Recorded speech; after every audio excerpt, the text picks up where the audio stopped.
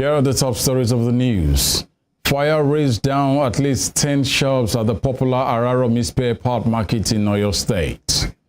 And in Osun State, the State Election Petition Tribunal adjourns judgment on suit challenging the credibility of the July 16, 2022 governorship election.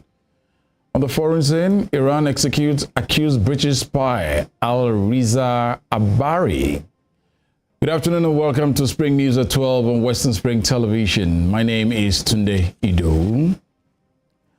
A midnight fire incident has destroyed goods worth millions of naira in at least 10 shops at the popular Araromi Spare Part Market in Ibadan, the Oyo State capital. It was gathered that the incident occurred around 2 a.m. this morning as a result of the indiscriminate burning of refuse. One of the spare parts sellers, Olajide Ige, told newsmen that about 10 shops were affected and goods worth millions of naira were raised in the inferno. To political matters, Governor Yahaya Bello of Kogi State is confident of victory for the All Progressive Congress APC presidential candidate Bola Tinubu in next month's presidential election. The governor made this known after a meeting with President Muhammadu Buhari in the presidential villa Abuja yesterday. He believes the flag bearer for the party has the qualities to steer the country's affairs if elected in next month's presidential election. It is close that Tinubu's administration will be more run by the younger generation, adding that the former Lagos State governor knows the road to deliver Nigeria. The governor said the meeting was to thank the president for his visit to the North Central State earlier in the year. The new Nigeria People's Party's presidential candidate Rabiu Kwankwaso, his Labour Party counterpart Peter Obi, and the Independent National Electoral Commission chairman Professor Mahmood Yakubu will speak at the Chatham House research event billed for next week. This is coming ahead of the February 25, 2023 presidential election.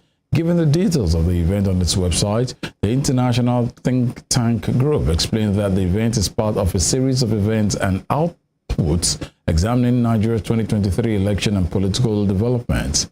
In its schedule of events, Obi will discuss his vision for policy and governance reforms in Nigeria on January 16, 2023. INEC boss Professor Yakubu will discuss preparations and priorities for ensuring electoral integrity and inclusivity on January 17, 2023. He will also discuss key challenges and plans for the conduct of the elections, including election security and the use of new technological system. On the spot, Kwankwaso will discuss his policy ideas for improving systems and services in Nigeria, with a particular focus on the country's education sector and the wider priorities for ensuring secure and inclusive service delivery on January 18, 2023. In Osun State, the State Election Petitions Tribunal has adjourned for a judgment on the petition filed by the state former governor Gboyega Oyetola challenging the victory of Governor Ademola Adeleke of the People's Democratic Party in the July 16 governorship election. The chairman of the three-man panel, Justice Tetsi Kume, reserved the judgment for a later day to be communicated to parties after the petitioner and respondents had adopted their final written addresses in Osogbo, the state capital, yesterday. Mr. Oyetola and the All Progressive Congress had on August 5 submitted a petition before the tribunal challenging the election results from 749 polling units across 10 local government areas of the state for various alleged electoral malpractice. Earlier, counsel to the APC, Lateef Fagbemi SAN, in his final written address, said all documents and processes were filed and submitted on January the 8th. Still in Osun State Governor Ademola Adeleke yesterday met with President Muhammadu Buhari at the presidential villa Abuja. Their first since he was sworn in November last year. After the meeting in the president's office, he told State House correspondent that he was at the seat of power to greet the president and thank him for signing the Electoral Act, which enabled him to be elected as governor.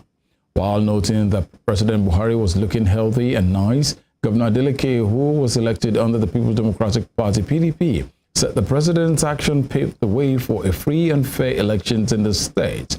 The governor said the visit to the villa will also provide him the opportunity to discuss other issues of federal assistance with the Chief of Staff to the President, Ibrahim Gambari, amongst the Amongst the requests Governor Adeleke made were support for infrastructure development, a proposed new economic city and free trade zone, tax credits, and other federal facilities in Osun.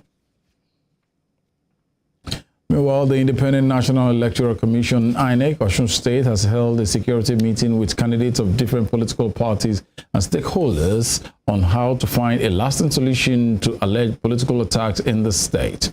This comes after an office of the Presidential Campaign Committee of the All Progressive Congress was vandalized in Elisha.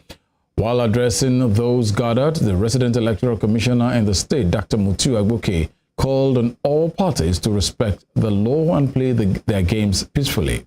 On his part, the Commissioner of Police, Osun State, Patrick Kehinde Lunge, assured residents of the state that the police is on top of their game. He warned political heavyweights, asking them to retrace their steps by allowing peace to reign. It has been brought to the attention of the Commission that some unscrupulous people are destroying other political parties' billboards, posters, which of course is not fair to the conduct of the peaceful election in Osun State. This has created palpable fears in the polity in the last 2 weeks. I want to enjoin all the political parties here present and the candidates to develop the culture of political tolerance and display of political maturity by allowing healthy competition among themselves in order to portray the real Omoluabi in us. I've had cause to call certain groups, I won't mention their names here, to appeal to them. At this moment, we are appealing. When it gets beyond appealing, the law will take its course. And we presume we don't want it to get to that level. And importantly, meanwhile, in his address, Chairman of Inter-Party Advisory Council in Osun State, Honorable Adewale Adebayo, called on all candidates and stakeholders to remember that election is not war, adding that they should conduct themselves peacefully. And I wish to sincerely appeal to all political stakeholders here to shun any form of violence that can sustain the capacity of denting the image of our dear state in the coming election. Remember, election is not a civil war. Don't let us turn Osun State into a battleground. There is a thin line between rationality and irrationality. And to legal matters, the Supreme Court has nullified the primary election of the People's Democratic Party, which produced Jones Onyerere as its senatorial candidate for Imo West in next month's general election. Delivering judgment on the appeal filed by Honorable Nnamdi Ezeani yesterday, Justice Emmanuel Agim said by conducting the primary election outside the venue clearly stipulated by law, the PDP grossly violated Section 87, subsection 9 of the Electoral Act. Consequently, the Apex Court nullified the primary election on the grounds that it was conducted in Owerri, the Imo State capital, instead of Olu, the senatorial headquarters of Imo West. The Apex Court held that the PDP will not participate in next month's senatorial election since it failed to produce its candidate within the time allowed by law.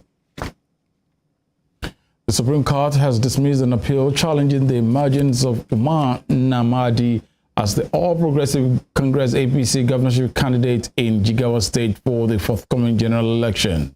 A former member of the House of Representatives, Farouk Aliyu, challenged the APC primary election held on May 26, which produced Namadi as the party's governorship flag bearer for the March 11th poll. Delivering his judgment, the 5-member panel of the Apex Court said Mr. Aliyu's appeal lacks merit and he failed to prove the declarative relief he sought. The appeal filed by Aliyu had challenged the November 4th, 2022 decision of the Court of Appeal in Kano, which dismissed his earlier appeal. The Supreme Court in Abuja has dismissed the suit filed by members of the family of late General Sani Abacha to stop moves by the federal government to reopen the criminal forfeiture proceedings against the ex-head of state. The fresh government move to reopen the fraud probe is targeted at some family members over their alleged complicity in looting the nation's treasury during Abacha's administration. The appeal was filed by the eldest surviving son of the late Abacha, Mohammed, and his brother Abba for themselves and on behalf of the Abacha family. In his judgment yesterday, Justice Emmanuel Agim dismissed the suit brought before the Apex Court for want of merit and sustenance. He upheld the judgment of both the Federal and High Court and the Court of Appeal, which had earlier endorsed the power of the federal government to reopen criminal forfeiture proceedings against the family.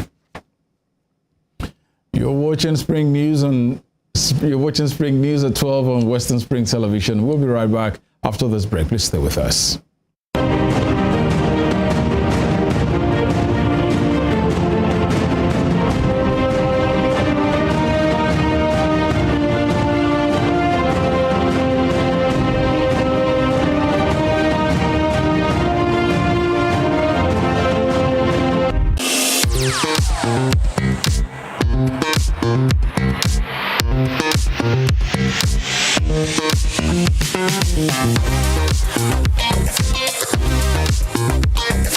Turn it up! It's the Wild Wild West, and Western Spring Television is pulling out all the stops to make sure that you don't miss out on every of the fun and happenings around here. Yup, we've got you covered because your girls got all the juiciest tidbits and entertainment news from around the world. Cross over to the chocolatey side of entertainment. Join me, Chocolate Cassie, on Eccentric as we take you into every bit of the juiciest news, fashion, music, movie updates, and other trending conversations. Together on the show, we'll get personal with your favorite celebrities via phone call, Zoom, or even live here in the studio. Eccentric will be showing on your TV screen on Western Spring Television, channel 190, only on Star Times.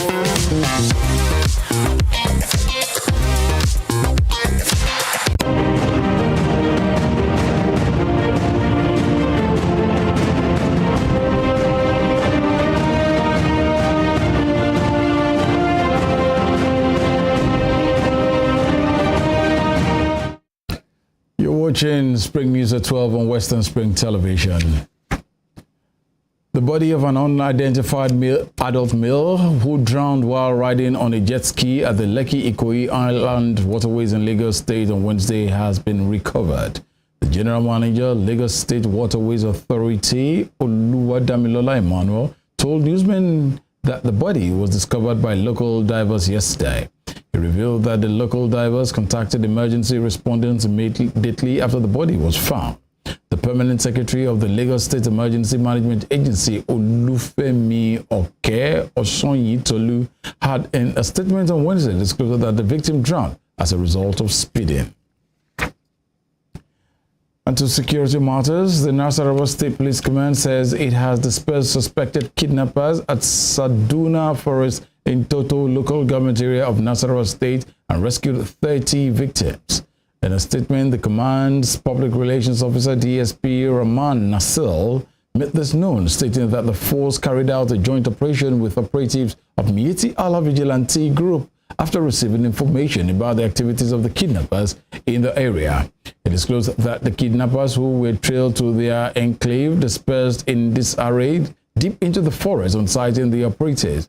DSP Nasil said the Commissioner of Police has ordered continuous combing of the forest and applauded the courageous efforts of the police operatives and Mieti Allah Vigilante Group. And to business news, the Nigerian Export Promotion Council says Nigeria recorded non-oil export earnings of $4.82 billion in 2022. Chief Executive Officer NEP Isra Yakusak said this while presenting the 2022 non-oil export performance to journalists in Abuja. Mr. Yakusak said the figure represented a 39.91% increase compared to 2021, when non-oil export totaled $3.45 billion. It said the figure is based on data collated from various pre-shipment inspection agents appointed by the federal government under the Pre-Shipment Inspection Act 2004.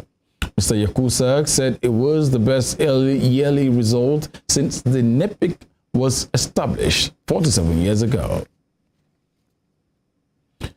Bitcoin rose today above $20,000 for first time in over 2 months. Bitcoin, the world's biggest and best-known cryptocurrency, rose 4.6% to $20,853, adding $922 to its previous close. The cryptocurrency is up 26.4% from the year's low of $16,496 on January the 1st.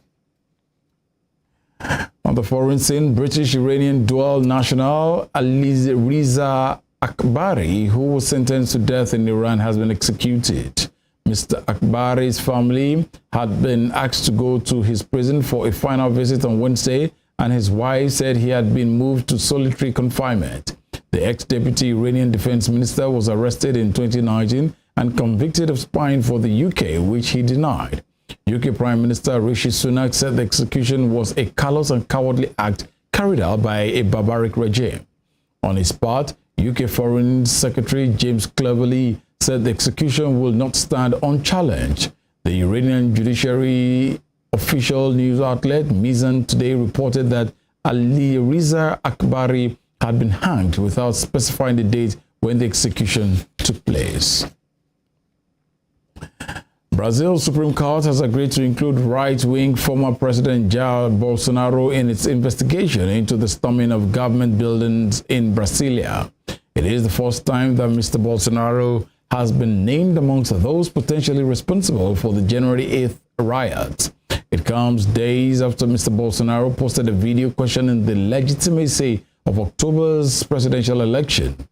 Prosecutors said Mr. Bolsonaro may have incited a crime by making such claims. They asked the Supreme Court to include the ex-president in the investigation. In the world of sports, Nigerian striker Victor Osimhen insists Napoli must keep on fighting as the road is too long for a title talk now. Napoli destroyed title rivals Juventus 5-1 at the Diego Armando Maradona Stadium last night to move 10 points ahead of the old lady on the log. Osimhen, who bagged a brace, said it was a fantastic night. And in England, Manchester United host Manchester City today in what could be one of their most evenly matched Premier League encounters in years. United have won 8 games in a row and could equal their longest winning run in all competitions since Sir Alex Ferguson retired as manager in 2013. Second place City, who are 4 points above United, lost to Southampton in the Carabao Cup on Wednesday. United have only lost once in 18 games since a 6-3 defeat by City in October, and City boss Pep Guardiola says Eric Ten Hag's side are not out of the title race. With Ole was appointed manager, it was a season they were close. So what happened in the previous seasons is a Man United problem, so I don't know exactly what happened. Now it's there. It's normal that United is there, 4 points behind, still there, top, fighting. Nobody gave something in the beginning of the season. They will be there, and the position is there because it's the position Man United has to be. For me, it surprised me. No, must be there, yeah, alongside the other teams, yeah. That's why this competition is so difficult, but no surprise at all to me. Before we end the news, here is a recap of our top stories. A midnight fire incident has destroyed goods worth millions of naira in at least 10 shops at the popular Araromi Spare Part Market in Ibadan, the Oyo State capital. The Osun State Election Petitions Tribunal has adjourned for judgment on the petition filed by the state's former governor, Boyega Oyetola, challenging the victory of Governor Demola Adeleke. On the foreign scene, British-Iranian dual national Ali Reza Akbari, who was sentenced to death in Iran, has been executed. You can follow us on our social media handles on Facebook, Instagram, and Twitter at Western Spring Television. You can also watch us live on our YouTube channel at Western Spring Television. That ends Spring News at 12 on Western Spring Television. Many thanks for viewing. On behalf of the entire transmission team, good afternoon.